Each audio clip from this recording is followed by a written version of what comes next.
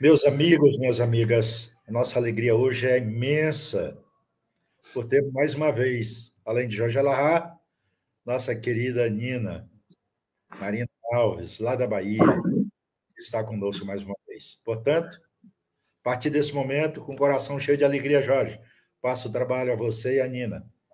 Bom Que trabalho. bom, Pedro. Muito obrigado. Então, Nina, o que acontece hoje no momento em que a gente está vivendo? Não é novidade para nenhum de nós que estamos hoje encarnados na Terra o período de grandes conflitos que nós estamos passando em função do período da chamada transição planetária. Essa etapa prevista no Apocalipse, prevista nas obras espíritas que foram publicadas no século XIX, presentes de maneira tão efetiva na codificação kardeciana, o livro A Gênese, capítulo 18, é um conteúdo extremamente importante para que a gente consiga compreender a dinâmica que a gente está passando e que, de certa maneira, foi iniciada essa discussão ali no sermão profético de Jesus, no capítulo 24 e 25 de Mateus, onde ele apresenta que no futuro a humanidade passaria por graves conflitos, graves problemas, que é o que a gente está passando atualmente com tantas diferenças, tantas guerras, tantos ódios, tanta violência nos nossos dias de hoje, né, Nina? Olhar com um olhar espiritual, o momento em que a Terra vive torna-se um pouco diferente do que a compreensão de que estamos todos dentro de um mesmo contexto. Estamos todos encarnados e vivendo esse momento em que nós entendemos como sendo a transição planetária e que já vem ocorrendo desde muito tempo. Desde a codificação espírita, os espíritos já nos dizem que estamos vivenciando, que desde lá estaríamos vivenciando esse processo de transição planetária, em que Jesus nos alertou que, por abundar a iniquidade, o amor de muitos se esfriaria, mas que aquele que perseverasse até o final, este seria salvo. Porque aquele que persevera até o final é aquele que sabe permear todas as coisas, entendendo que, apesar do mundo estar vivendo grandes sofrimentos, apesar de todas as dores que abalam tanto o coração quanto o corpo, quanto a humanidade, existe ainda um propósito e um dever individual de cada um que é colocado por Deus nesse mundo. Quando a gente observa a codificação de Kardec, se formos no Evangelho segundo o Espiritismo, a lição, ponto de vista, é muito clara e muito pedagógica nesse sentido. Quando nós não podemos negar que estamos vivenciando momentos de extrema dificuldade, nós também não podemos negar os conhecimentos que temos. Não podemos negar a necessidade de utilizarmos-nos das circunstâncias difíceis para que sejam, de alguma maneira, úteis para nós e para o outro. Então, nesse sentido, em todos os momentos, para cada um, em cada fase de vida, seja na infância, seja na juventude, na fase adulta, no período de mais experiência, cada um, nesse momento que vive o planeta, traz os seus desafios. E Sim. cada contexto de vida também traz os seus desafios. Se formos observar de modo mais particular a cada sociedade, cada país, cada continente, cada um deles também trazem os seus desafios. Mas assim como para com o mundo, Deus legou os recursos necessários para que pudéssemos sobrepor as dificuldades se bem utilizados, quando bem utilizados, diante dos desafios individuais. Deus também nos dá os recursos necessários para que nós possamos bem utilizá-los para vencermos a nós mesmos. Então, diante de um período de transição planetária, poderíamos também fazer uma comparação em que podemos transformar um período de transição interior, sendo uma escolha nossa, promover ou não essa transição. Essa questão que você está colocando da transição individual é um ponto fundamental dentro do entendimento da transição planetária. Porque o próprio termo transição planetária, se a gente fosse ser bem rigoroso, ele não seria o termo mais exato. Porque quem está em transição, na verdade, não é o planeta. Quem está em transição é a humanidade que vive no planeta. Se a gente fosse ser rigoroso, o termo mais exato seria transição da humanidade planetária, porque o planeta em si está do mesmo jeito, ele vai continuar tendo as mesmas leis, a mesma fauna, a mesma flora, vai continuar tendo as mesmas características geológicas. Então, quem está num processo de mudança é exatamente a população que habita o nosso planeta neste momento, porque nós não somos propriedade da Terra. A questão 86 de O Livro dos Espíritos diz que os espíritos são os seres inteligentes que habitam o universo. Então, se habitam o universo, nós não somos propriedades deste planetinha, nós estamos aqui por uma circunstância. Então, a grande questão, o grande fenômeno em mudança neste momento é a humanidade planetária. E, diferentemente do que as pessoas costumam apontar, existem duas coisas que são importantes observar e que uma decorre da outra. Primeiro, a transição não é brusca, não haverá uma mudança de chave, não haverá uma transformação instantânea do orbe num dado momento. Nós não teremos aquela condição que muitas pessoas acham, que nós vamos dormir demônios e vamos acordar anjos. Não. Esse será um longo processo de metamorfose que nós iremos passar. E esse fenômeno de transformação é um fenômeno individual. Então, a primeira coisa que a gente precisa observar neste fenômeno de transição é que é um fenômeno individual. Eu me transformo, meu vizinho se transforma, o meu amigo se transforma, na minha família, minha mãe se transforma, meu filho, meu pai, minha sogra não sei quando vai ser, mas vai cada um se transformando a seu tempo. E na medida em que a gente vai se transformando, o planeta vai mudando. É como se nós fôssemos colocando gotas de uma outra cor dentro de uma lata de tinta. Cada gota que cai, que vai se misturando, vai alterando a cor que estava anteriormente, sem que exista uma mudança brusca, mas, como o próprio Emmanuel diz, o Evangelho se implantará sobre a terra palmo a palmo, coração a coração. Então, é cada um de nós, é cada criatura, é cada indivíduo que irá fazer de si mesmo a eleição de uma mudança de conduta, iniciando um processo de transformação, mesmo que o mundo ainda seja de provas e expiações, mesmo que o mundo ainda seja de transição. Eu posso viver em regeneração, mesmo neste momento que a gente está vivendo. Eu posso estar em regeneração. Eu já vivo regeneração dentro de um contexto global que ainda não seja.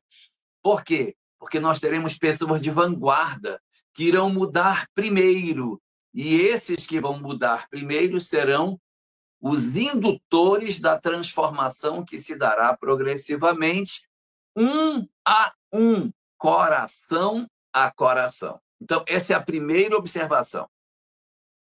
E a segunda, que decorre da primeira, eu nem sei se são duas ou se não é uma só, porque é um corolário da primeira, você, ao ter isso como verdade, a outra se segue, que é o seguinte: ora, ora, ora.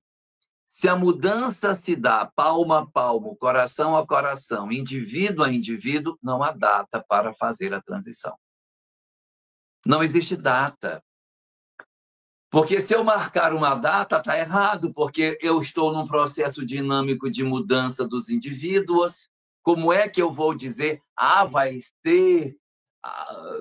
vai ser no dia, sei lá, 16 de junho, de maio de 2030. Não posso marcar uma data específica, não posso, não é? Eu preciso que a gente compreenda que esse processo é um processo que cresce. Cada dia nós temos mais pessoas que já exerceram o seu processo de transformação, e enquanto que outros ainda se debatem nessa resistência.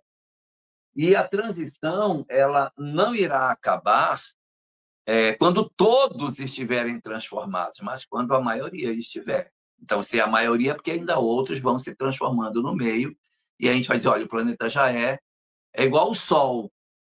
Que horas que o Sol nasce? Ele vai nascendo devagarinho, né? Como diz aquela música Aurora, né? Um abrasamento, tisna, o horizonte e tal. Já começa um processo de mudança. Mas a efetiva mudança vai acontecer quando a maioria do planeta estiver nessa condição. O que vai exigir de nós, né, Nina? Um esforço de nós percebermos isso para iniciarmos um processo de mudança das nossas vidas. Tem algo muito interessante dentro da missão de Jesus a esse respeito, diante dos próprios apóstolos, em que, para que possamos pensar, em que Jesus foi, assim, propriamente denominado o príncipe da paz. E, embora tenha dito que não veio trazer a paz, mas a espada, se referindo não à paz no mundo, mas a espada que divide em nossos corações o bem, o mal, e nos possibilita, do que ele fala depois, que viria trazer o fogo, e tinha pressa que o fogo se espalhasse, e nos possibilita, com o fogo do seu amor, purificar o que há de mal, para que o bem possa florescer, e através desse bem, plantar o que viria a ser a paz no mundo, como já foi mencionado, palmo a palmo, coração a coração. E, primeiramente, Jesus traz essa mensagem para os seus próprios discípulos, que também eles, assim como nós ainda hoje somos, foram incapazes de compreender naquele momento que viria a ser o reino dos céus, o que viria a ser esse reino de paz, esse reino de harmonia, um reino em que todo trabalho no bem teria a mesma paga, teria o mesmo salário, um reino em que a paz que o Senhor oferta não é condicionada ao quanto você faz, mas é condicionada ao sentimento que existe no teu coração. Os próprios discípulos não eram capazes de entender que, desde lá, Jesus começou a pregar o seu evangelho, dizendo que vinha construir o reino de Deus, trazer o reino de Deus, mas que não seria pelos vultos, seria indivíduo a indivíduo. E muitas vezes, na nossa pressa de que todas as coisas se ajeitem da maneira como nós gostaríamos que se ajeitassem, tanto no exterior quanto no interior, nós agimos um tanto quanto como Judas, se pudermos fazer esta comparação, que não compreendia que Jesus já agia em cada um, que Jesus já agia no mundo inteiro, que era o governador do mundo inteiro, e tinha pressa de que a mensagem se espalhasse, sem entender que as palavras do Evangelho, embora muito bonitas, muito sábias, proferidas pelo nosso Mestre, não transformam, não curam quando são apenas palavras. O que Pedro posteriormente vai ensinar a Saulo de Tarso, com outras palavras, dizer o que nós hoje entendemos por um ditado popular, que a palavra convence mais que o exemplo arrasta, de que a missão dos cristãos não era convencer pessoas, mas sim converter corações. Naquele momento, Pedro já havia entendido que Judas lá atrás não tinha entendido. E o que nós, muitas vezes hoje, embora repitamos as palavras, ainda não entendemos. Existe uma mensagem do advento do Espírito de verdade, em que o Espírito de verdade diz assim: eu sou o divino jardineiro da vida. Não temam, vossas almas não estão esquecidas de mim.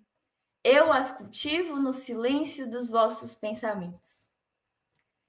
Quando nós falamos sobre a busca da paz, a busca do aprimoramento moral, da reforma íntima, de sermos para quem está do nosso lado um exemplo do bem, de sermos para a humanidade um exemplo do bem, um exemplo do amor, de que nós possamos também fazer parte desse movimento que busca conduzir as correntes de nossa vida para mais próximo da fraternidade, da solidariedade, e também queremos que o mundo inteiro siga este mesmo movimento, nós nos esquecemos de que o verdadeiro exemplo que Jesus nos pede para que nós sejamos efetivamente um instrumento de pacificação no mundo não é o exemplo da conquista, mas é o exemplo do caminhar.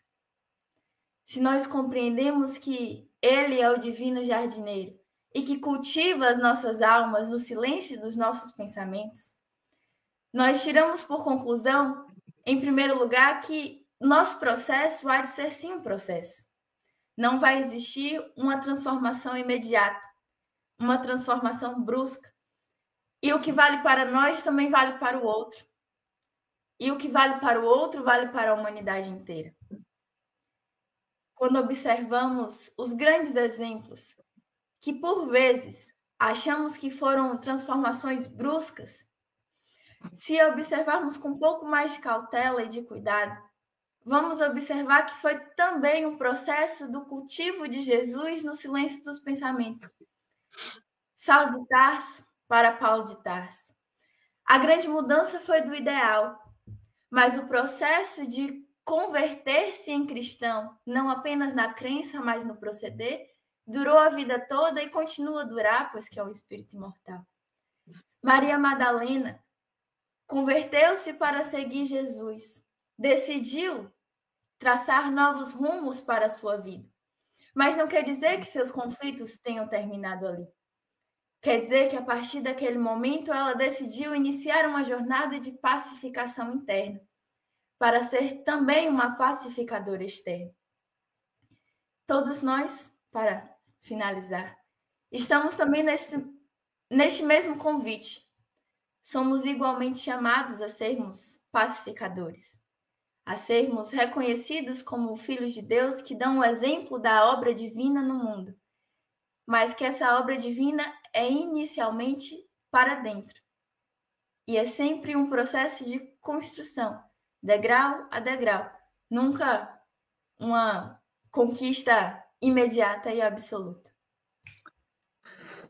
Você aí falou sobre essa questão da paz, é uma coisa muito importante, porque na nossa sociedade de hoje, a solução para os nossos conflitos será realmente a pacificação das nossas relações. Nós temos conflitos da criatura diante de si mesmo, nós temos conflitos da criatura hoje nessa transição planetária diante da família, nós temos conflitos sociais de diversas ordens, nós temos conflitos entre nações, nós temos conflitos... Nossa, a humanidade está vivendo hoje um período muito ruim, muito difícil, muita animosidade nas redes sociais, muita violência, muito desamor.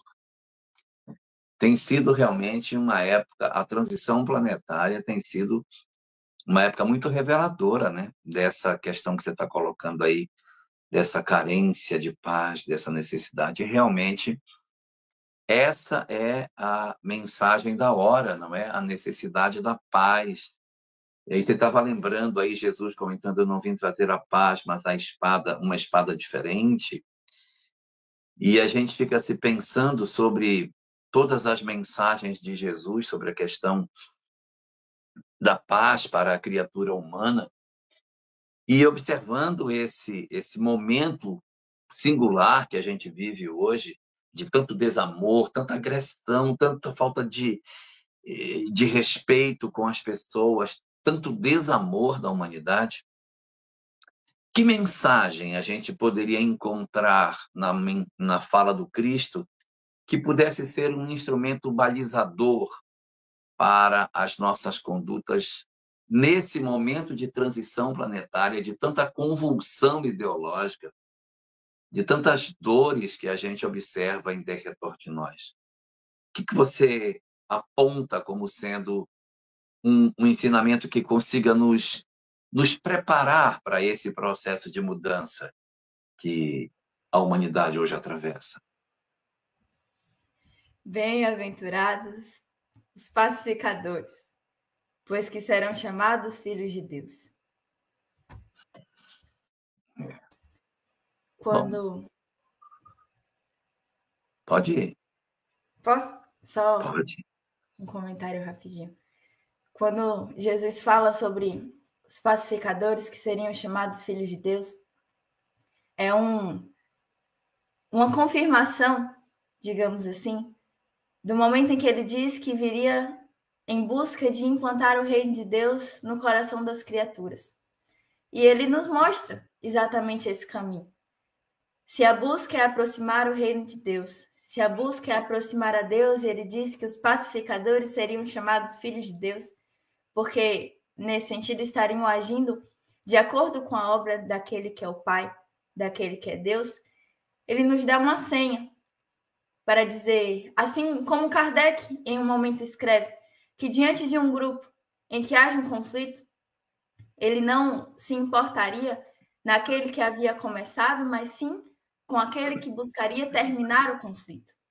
Que a sua grande preocupação não seria aquele que tivesse mais razão, mas que, sem duvidar, nem por um segundo, ele se colocaria do lado daquele que estivesse agindo com maior caridade. E que aquele que tivesse em sua ação maior caridade, ali ele teria, digamos assim, o seu apoio, sem questionar de nenhuma maneira se aquela seria a escolha correta, porque a verdadeira caridade busca sempre a solução da paz, busca sempre a solução de promover a concórdia, ser verdadeiramente um pacificador. Esse versículo aí tem uma coisa muito interessante, porque ele sai daquele contexto em que a gente está numa relação do homem com seu próximo, né? Porque a mensagem de Jesus é uma mensagem muito interrelacional. A mensagem do Buda é uma mensagem mais intrapessoal. E a mensagem do Cristo é uma mensagem mais interpessoal. Perdoa, ama, dá a túnica, é sempre uma coisa minha com o outro. Mas nesse versículo, ele distende o sentido dessa relação para uma leitura muito mais larga em termos de sociedade. Porque quando ele propõe que sejamos pacificadores, ele não está mais se referindo à relação minha com o meu próximo, à relação minha com outra pessoa, mas ele está nos convocando para um processo que não deixa de ter uma relação de proximidade, pacificar o lar, pacificar o ambiente de trabalho, mas ser um pacificador no sentido mais abrangente, de sociedade, né? Aqui existe um convite para um engajamento no sentido de sociedade. Mas como é o engajamento que o Cristo propõe? É um engajamento de paz. Não é um engajamento de violência, não é um engajamento de confrontação, um engajamento de destruição. Não. Engaja-te para pacificar, para retirar a violência, as tensões da sociedade. Nossa sociedade hoje está muito tensionada, pelo amor de Deus, é muita tensão. Então, aí as pessoas vão para a rede social, é isso mesmo, e inflamam ainda mais aquilo que já está inflamado. Então, se nós nos apresentamos como sendo lidadores da causa do Cristo, o que se espera que nós façamos? Como que se espera que seja a atitude daqueles de nós que nos apresentamos como representantes do pensamento do Cristo? O que se espera é que a gente entre nos ambientes para pacificar. Não é ser besta, não é ser pateta. Eu não sei. Não, não é a gente ser uma pessoa que é morta, uma pessoa pusilânime. Não, gente, por aí não vai dar certo, não adianta. A gente tem que ter argumentos de paz. Não vale a pena. Isso é tão importante para que a gente realmente consiga ser identificado como lidadores da causa do Cristo. Você estava até lembrando aquele trecho lá do Evangelho segundo o Espiritismo, capítulo 20, quando ele diz: como é que vai reconhecer os que permaneceram no caminho de Deus? Reconhecê-los-eis pelo bem que fazem, pelo amor que prestam aos que sofrem, pelo número de lágrimas que enxugam. Então, assim, se existe alguém que diz assim, eu não sei se a minha conduta está certa, eu não sei se... Pergunta se a tua conduta pacifica as relações. Pergunta se é isso que realmente se espera de alguém que conhece a mensagem que a gente conhece. Eu sempre falo isso, vou falar de novo, já estou velhinho, então eu posso me repetir. No começo do cristianismo, logo no comecinho dele, os romanos pegavam os cristãos e levavam os cristãos para a arena. Eles eram devorados pelos leões. Eles iam nas catacumbas e capturavam os cristãos e levavam para as arenas. E o que é que o cristão fazia como resposta a essa agressão dos romanos? Eles se reuniam de novo na catacumba. Eles se reuniam e os cristãos eram presos e levados para a arena. Passava um tempo, eles estavam de novo no mesmo lugar se reunindo. Eles se reuniam ali. E não se tem notícia de que o cristianismo nascente tenha criado algum tipo de milícia para matar os romanos que levavam os cristãos para a arena. Não tem. Por quê? Porque não havia belicosidade, não havia violência, confrontação de ódio entre aqueles que haviam identificado a mensagem de Jesus como referência para as suas vidas e a conduta equivocada dos romanos. E quem assistisse aquele período da história diria, vai acabar esse movimento. Porque eles não fazem nada. Os romanos pegam e jogam no circo, pega, joga no circo, pega, joga no circo, mas não vai acabar. Como acabaram vários outros movimentos no planeta. Vários acabaram por perseguição. Mas o que aconteceu com o Império Romano Marina Alves? O que aconteceu com ele? O movimento cristão, ele pode até ter se deformado, ele pode até ter se transmutado, ter criado uma expressão muito diferente da expressão original dele, mas ele sobreviveu. E hoje nós conseguimos despir o cristianismo das vestes que foram colocadas sobre ele, das camadas de interpretação que ele tem, para ir na raiz e buscar a mensagem original do Cristo. Ou seja, o cristianismo sobreviveu aos séculos e aos milênios. E o Império Romano? Cadê o Império Romano? Como é que Jesus diz para Públio Lentulus, lá do Minuto Glorioso, como é o negócio lá? Não, que tudo viraria pó e cinzas. Que todas as glórias dos maiores Césares não eram nada comparadas às glórias do Pai que o enviava. Pois é, o vosso império, senador, não é nada. E isso era uma ofensa para mim. Se eu fosse um senador romano e o cara me dissesse isso no século I, eu voava no pescoço dele.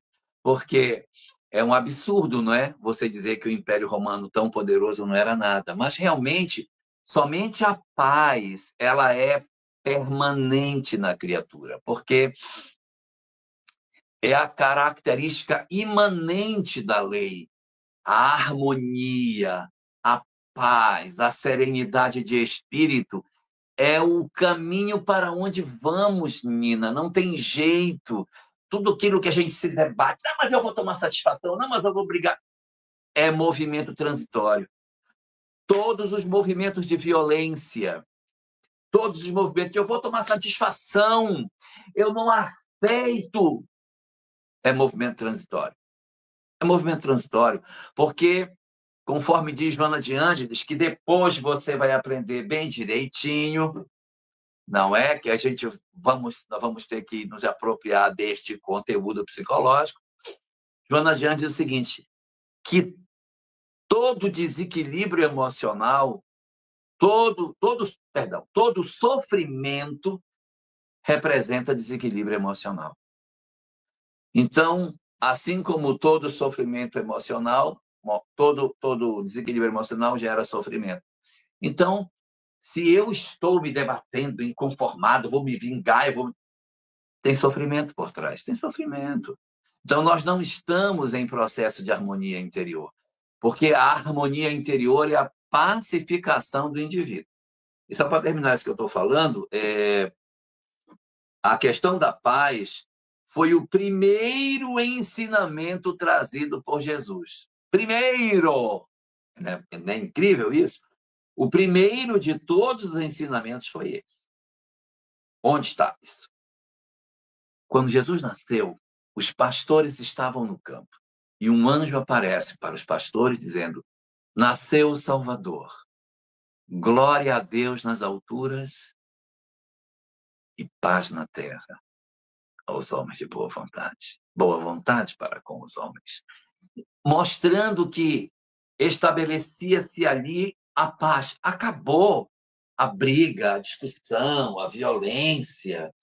É uma coisa que havia acabado nesse momento, né? Então, é uma coisa linda, Nina, a gente perceber toda essa transformação que a mensagem do Cristo vem trazer para dizer: acabou o momento da disputa.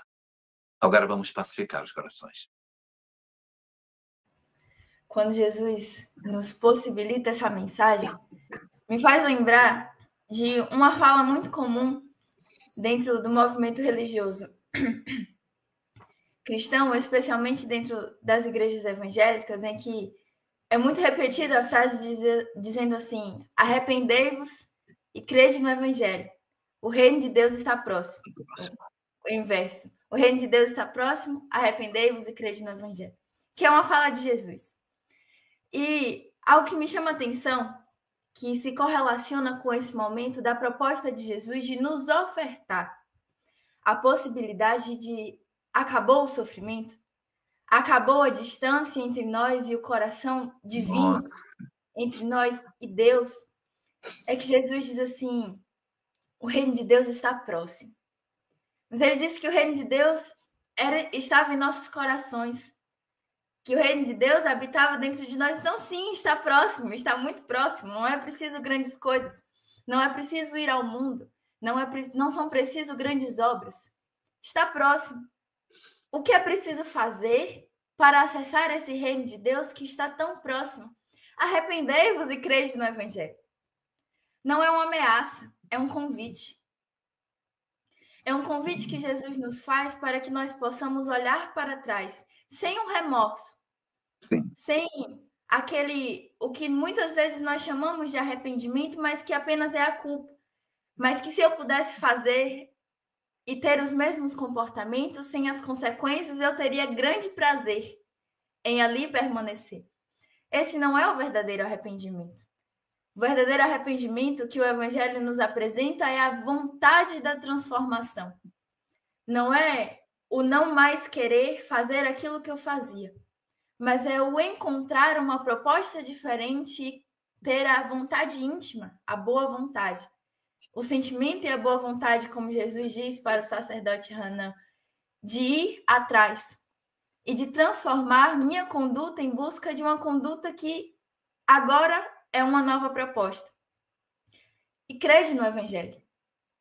Porque se o arrependimento apenas de reconhecer os meus erros e de querer buscar uma nova conduta, por si só não me diz o que exatamente eu devo fazer, Jesus complementa para dizer: se a vontade de mudar existe, se já foi reconhecido que o caminho trilhado tem trazido muita dor, muito sofrimento, não é preciso que permaneçam perdidos, sem saber para onde. Eis aqui o mapa.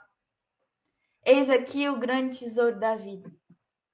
Para que nós possamos crer no Evangelho, não apenas no sentido de acreditar que Jesus é o Messias, de acreditar que o conhecimento espírita é a terceira revelação, de acreditar que existe pelos todos os fatos que nós podemos ver e que hoje a ciência, essa semana, por exemplo, saiu uma reportagem da CNN Brasil sobre a questão do cérebro dos médiums, que haviam grandes pesquisas que agora estavam sendo divulgadas.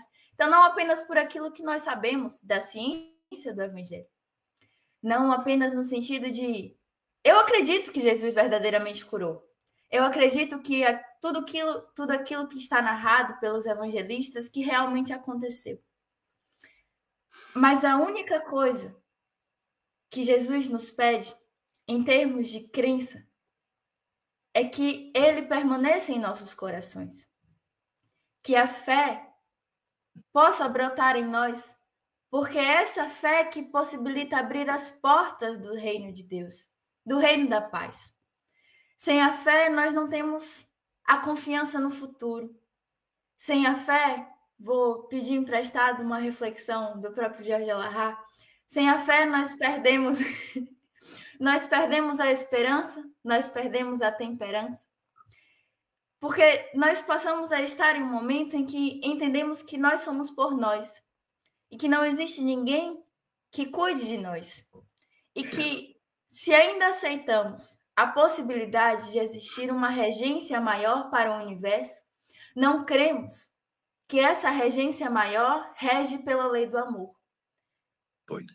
Se a lei é apenas do funcionamento, eu não sou tão fundamental assim para que o universo continue funcionando. Se eu deixar de existir, os planetas continuam a girar. As galáxias continuam em seu estado perfeito. Mas Deus não age assim. Deus age para nos transformar em co-criadores. Portanto, pela lei de amor, cuida e conduz a cada coração. Se eu tenho a fé, porque eu creio no Evangelho, torna-se muito mais fácil que eu busque a paz no meu interior, porque eu confio que o que não cabe a mim está nas mãos de alguém maior, Sim. de alguém que cuida de mim. E mais ainda, porque eu confio que aquilo que cabe a mim também está nas mãos deste alguém maior. Porque, apenas abrindo um parênteses rápido, em uma reflexão que nós muitas vezes fazemos, nesse sentido de dizer, não, eu entrego a Deus, eu confio na espiritualidade, eu peço aos espíritos protetores que possam guiar tal circunstância porque eu não tenho nada para ser feito. Não dou conta. Está além das minhas capacidades. Então, o que é com relação ao outro? Nós confiamos a Deus. Mas se o outro também é uma individualidade e é um instrumento de Deus, é um instrumento que nós confiamos a Deus a condução, ao voltarmos o olhar para nós mesmos, também percebemos que nós somos uma individualidade. Sim. E que nós também estamos sob a condução de Deus. A grande proposta de Jesus, quando pede que sejamos pacificadores, se parece com a proposta que ele faz aos discípulos quando ele convoca os 12 e diz que agora ele daria poder a eles de cura, de desobsessão e envia para que eles possam ir e pregar o evangelho.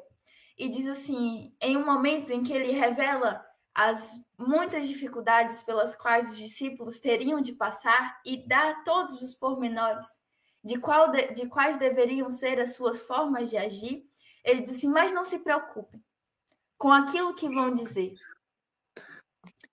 pois que não será dito pelas vossas bocas, mas será o Espírito Santo que falará através de vós. Quando Jesus pede que nós sejamos instrumento de sua mensagem, ele não nos envia soltos. Ele diz, vá, mas lembre-se de que és movido por mim, de que teus passos são guiados e sustentados por mim. Então não queira fugir, porque longe de mim vai ser mais difícil. Vá confiando que aquilo que compete ao outro, que aquilo que compete a ti, antes de tudo, e sobretudo também compete a mim. Que Paulo sabiamente compreendeu quando diz, eu plantei, Apolo regou, mas Deus deu o crescimento. A paz foi plantada por Jesus, nós podemos e devemos regar, mas confiando a Deus que deu o crescimento. Isso que você está colocando é tão importante, Nina. Isso é fundamental. Isso é o ponto mais importante dessa nossa discussão de hoje. Porque se a gente for prestar atenção nisso tudo que a Nina estava falando, o que acontece? Nós só estaremos em paz se nós tivermos confiança em Deus. De onde vem a nossa intranquilidade? Vem da descrença.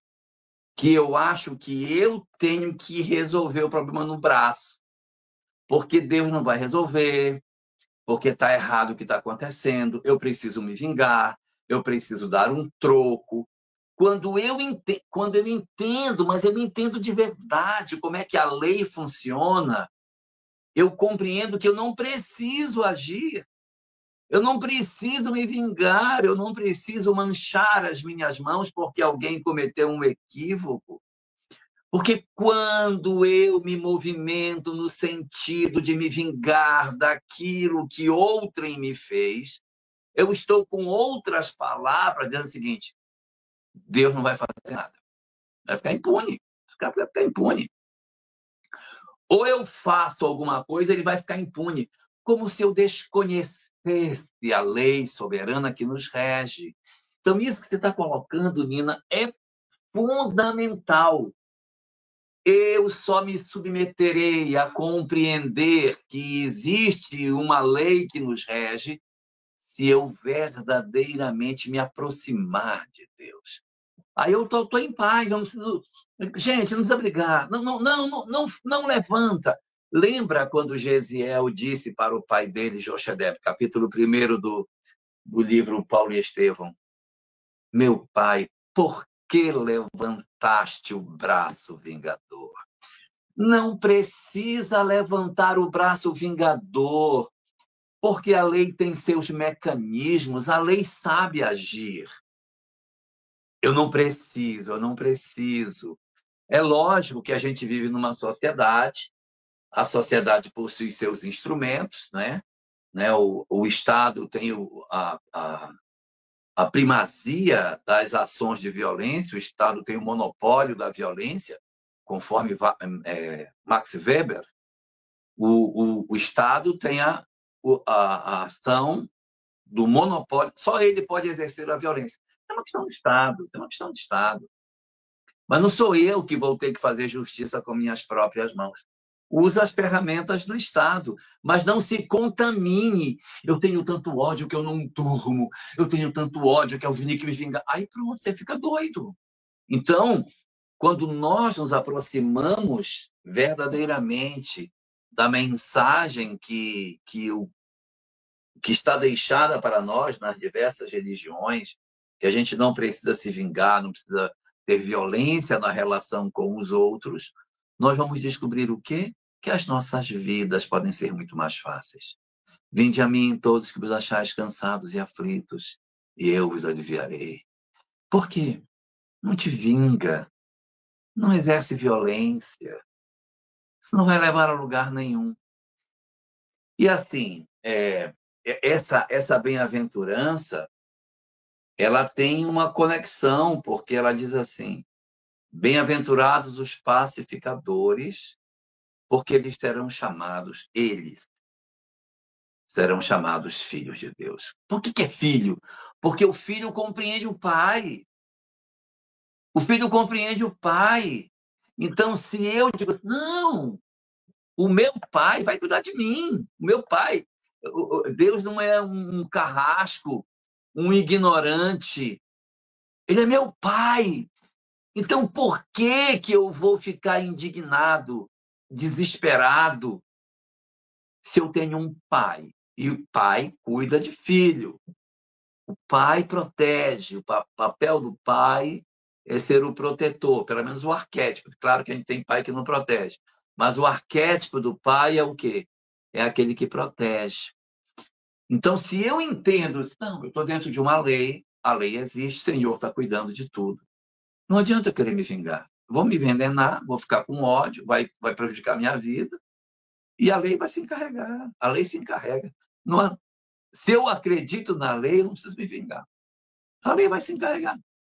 Vai agir de maneira natural lá na frente. Então, isso é muito importante para os dias atuais que a gente está vivendo. Quero fazer só um comentário, já passo a você, Nina, mas é o seguinte, o último parágrafo do Livro dos Espíritos tem um pedacinho que diz assim: jamais os bons espíritos foram instigadores do mal. Já, Naira, isso, do mal.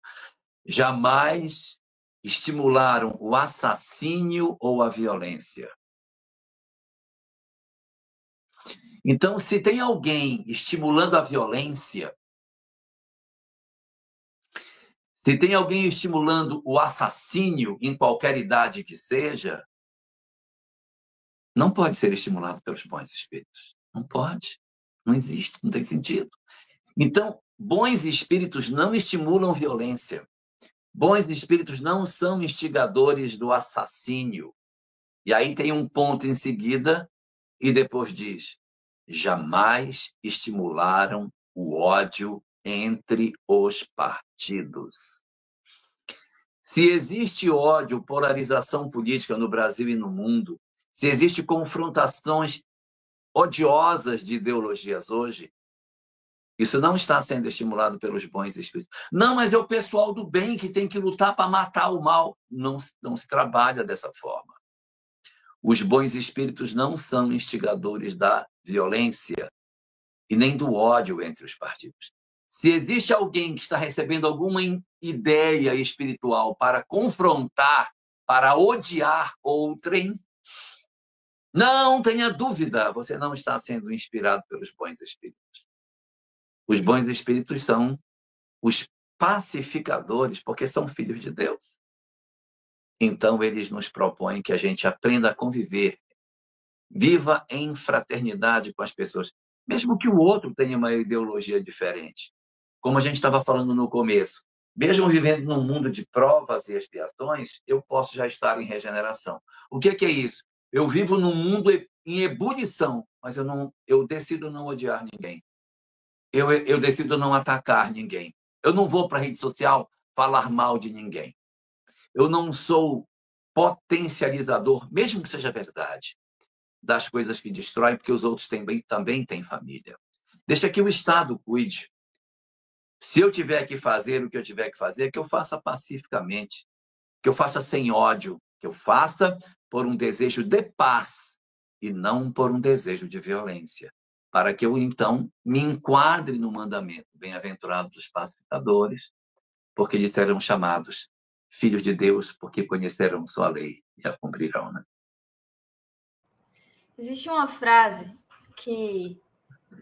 cujo intuito é justamente de mostrar essa dissonância entre o pensamento e a ação, em que, ao criticar o extremismo, nós nos tornamos também extremistas. Diz assim: por que nós não exterminamos todos os extremistas? O que seria um ato extremo e tornaria um extremista. Mas é muito fácil de identificar este comportamento no macro. Este comportamento quando se refere a multidões, quando se refere a movimentos. Mas esse é exatamente o nosso comportamento quando nós buscamos a vingança. Esse é exatamente o comportamento que nós reconhecemos, por exemplo, naqueles que chegam nas reuniões mediúnicas como espíritos obsessores, reconhecendo-se as vítimas, e que nós os reconhecemos como agressores. Nós os reconhecemos como equivocados, como pessoas que estão em equívoco. Nós os reconhecemos como almas sofridas, mas que escolheram caminhos muitas vezes muito piores do que aquilo que sofreram, mas o fazem por vingança. E quão tênue é a linha em que nós vivemos, porque nossa compreensão de justiça ainda é muito mesquinha, ainda é muito distorcida. Joana de Ângeles tem um comentário muito sábio com relação à justiça divina e à justiça humana, em que ela diz que a justiça divina nada tem a ver com a justiça humana, porque nós não compreendemos ainda o que seja justiça, uma vez que a justiça divina busca educar. E os seres humanos, a população da Terra, ainda confunde a vingança com a justiça. E no momento em que nós confundimos a vingança com a justiça, em que nós esquecemos o nosso dever de sermos pacificadores, ou talvez melhor dizendo, a nossa proposta de sermos pacificadores, porque aquele que é pacificador primeiro pacifica-se a si, então é uma conquista que eu me presenteio para depois presentear também ao mundo. Quando nós esquecemos essa proposta de sermos pacificadores e nos permitimos sermos levados pelos impulsos do nosso sentimento, que muitas vezes ainda permanece carente de uma educação, de uma evangelização, nós nos colocamos no lugar daquele que, por ora pensando que promovia a justiça, tornou-se um instrumento do mal, tornou-se um instrumento do sofrimento. Por isso que, diante da falta de capacidade, de cognição, digamos assim, de compreensão das consequências dos nossos atos, das consequências no sentido de entender, eu não sei se esse é o certo, se não, eu me sinto no direito de promover tal ação. Eu me sinto no direito, eu fui lesado. Mas, por outro lado, eu estaria sendo a mão vingadora. Eu estaria tirando de Deus a lei, querendo me colocar no lugar da lei divina. E também me comprometendo com ela. Se muitas vezes nós nos colocamos nesse conflito de dizer, eu me sinto no direito, meu raciocínio me diz que é certo, mas o que eu conheço do Evangelho me propõe uma ação diferente, ao menos que nós, como nos ensina Jesus, que nós nos coloquemos espiritualmente de joelhos, que possamos entrar no silêncio dos nossos quartos, no silêncio da nossa oração, para pedirmos a Deus que de tudo cuide. E se eu não sou capaz de ser um instrumento pacificador, eu também posso escolher não ser um instrumento que acrescenta os tormentos. Porque é muito fácil e é muito claro para nós observarmos o erro de um espírito que por muita dor tornou-se um obsessor, quando estamos falando de um espírito desencarnado. Mas também é muito fácil olharmos para nós e dizermos, não, mas isso foi a legitimidade daquilo que eu achei que era devido. Mas eu me comporto da mesma maneira. E quando observamos a proposta não apenas de Jesus, mas o esclarecimento da doutrina espírita perante a proposta de Jesus, nós percebemos que Deus, justamente por trabalhar coração a coração, cuida e faz com que sua justiça chegue a cada um. Porque aquilo que lesa o outro e aquilo que me lesa, inclusive aquilo que nada de mal faz ao outro, mas que me prejudica, Deus jamais poderia deixar passar, já que está ferindo um dos seus filhos, como Kardec escreve no Evangelho. E se está ferindo um dos seus filhos, ele necessariamente vai nos oportunizar novos momentos, novas circunstâncias para que nós possamos curar-nos. E então também curar aqueles que nos cercam.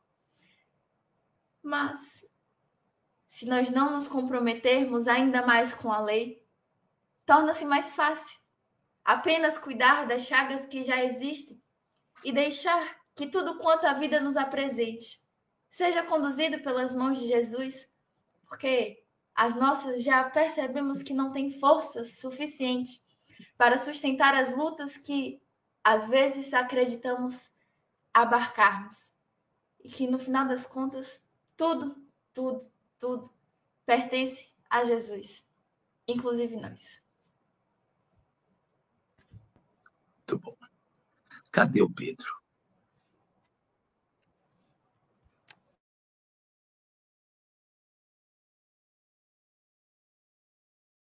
Sem som. Estou aqui acompanhando de perto. essas duas almas de luz aí trazendo ensinamentos valiosos para nossa reflexão nessa manhã. Atento. Só gratidão a você, Jorge Alahá, e a Nina, que mais uma vez se dispôs a estar conosco aqui no nosso Rondônia Espírita. Gratidão aos internautas que estiveram conosco, aqueles que haverão de assistir o nosso programa no decorrer do dia, da noite, nos dias que se seguem, porque o estudo desta manhã fica numa playlist, onde nós já temos 214, 215 estudos, 215 palestras. São 214 a 215 semanas contínuas, trazendo os ensinamentos do cristianismo redivivo aos corações que nos acompanham pelas redes sociais da nossa querida federação. Meu amigo, além dessa gratidão imensa a você e a Nina e a nossa equipe de comunicação e de arte, a nossa querida Naira, nós vamos pedir a você para fazer a nossa prece de encerramento dos trabalhos de hoje. Faço, mas antes eu quero fazer um convite. Queria convidar todo mundo para no dia 15 de maio nós estarmos celebrando os 18 anos da Nina. Nina vai ser de maior a partir de 15 de maio. Né? Então, a gente celebra aí o aniversário dela no dia 15, aí dia 16 de maio, puf, o mundo está totalmente transformado. Claro que não, porque aí vai devagarinho, né? Palma a palma, coração a coração. Tá bem? Nós vamos fazer a nossa prece, então, para encerrar esse nosso estudo de hoje. Então, vamos orar. Senhor, Senhor das nossas vidas, o quanto tivemos que caminhar para chegar até aqui, para enfim podermos compreender, Senhor, que Tu estás no controle de todas as coisas, que a Tua vontade governa o universo e que a Tua justiça cheia de misericórdia e a Tua misericórdia cheia de justiça reina de maneira absoluta sobre todas as criaturas que existem. Quanto tempo demoramos para poder entender que Tu estás no controle de todas as coisas e que os nossos corações se agitam, Senhor, lutando para inaceitar aquilo que nos acontece. Nós demonstramos que não acreditamos em Ti. É por isso que hoje, iluminados pelo conhecimento que a doutrina espírita nos oferece, nós queremos estabelecer um compromisso contigo, Senhor, de pacificarmos os nossos corações de maneira a admitirmos de forma serena as experiências que a vida nos oportunizará. Deixa, Senhor, de todas as coisas, que os conhecimentos espirituais que Tu nos ofereces nessa existência se transformem em luz nos nossos caminhos, ajudando-nos a retirar das nossas almas o sentimento de vingança, o ódio, a mágoa, o desamor, por entendermos que somente nos prejudica e que aqueles que assim agem encontrarão de maneira natural a forma de se desenvolverem espiritualmente, assim como nós. Retira assim das nossas almas todos os sentimentos que nos afastam de Ti, que demonstram que não cremos em Ti, na Tua lei, na Tua justiça, na Tua misericórdia. Ajuda-nos, Senhor da vida, para que os nossos corações te encham de paz. Que os nossos corações estejam pacificados por dentro, a fim de que nos tornemos pacificadores do mundo em que vivemos, estendendo a tua mensagem de consolação a todos os que soluçam. Não permite mais, Senhor, que nós sejamos os arautos da violência, mas ensina-nos a desatrelar dos nossos corações todas as expressões que nos afastam do sentimento da paz. Não deixa mais que sejamos visitados pelos sentimentos de agressividade, de desforra, mas que nós também sejamos capazes de insuflar na sociedade em que vivemos novos sentimentos, desarmando os corações que vivem hoje amargurados pelos sentimentos infelizes da descrença.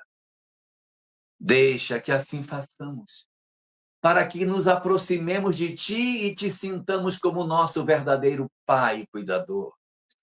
Que nos sintamos como Teus filhos amados, que Tu proteges, que Tu educas de maneira doce e que reservas a todos nós o venturoso destino da felicidade, para vítimas e algozes, para as almas mais cruéis e para as almas mais doces, apontando a todos nós indistintamente o reino venturoso da felicidade conquistada pelo esforço incessante de cada um de nós, na busca da nossa pacificação interior e da pacificação de todos os ambientes que nos permites conviver.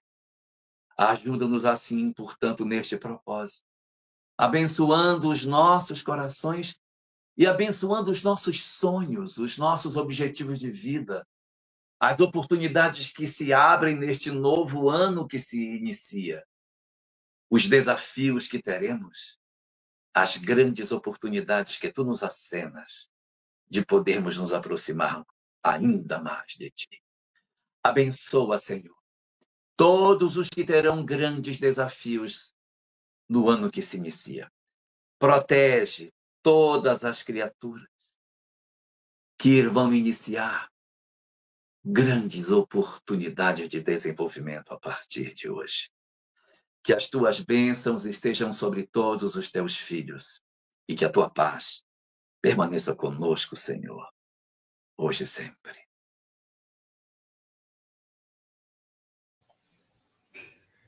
Jorge Alahá, nossa gratidão a todos mais uma vez, e há aproximadamente uma dezena de canais parceiros que retransmitem o nosso programa no Nordeste, no centro do país, no Sul. São vários canais parceiros que retransmitem o nosso programa. Gratidão a todos eles. Um beijo no coração de todos. Até domingo que vem. E você até sexta-feira, Jorge Alahá, lá no Bezerra. Presencial. Sem dúvida. Se Deus permitir, estou muito velhinho. Deus permitir. Ele vai permitir, fique tranquilo.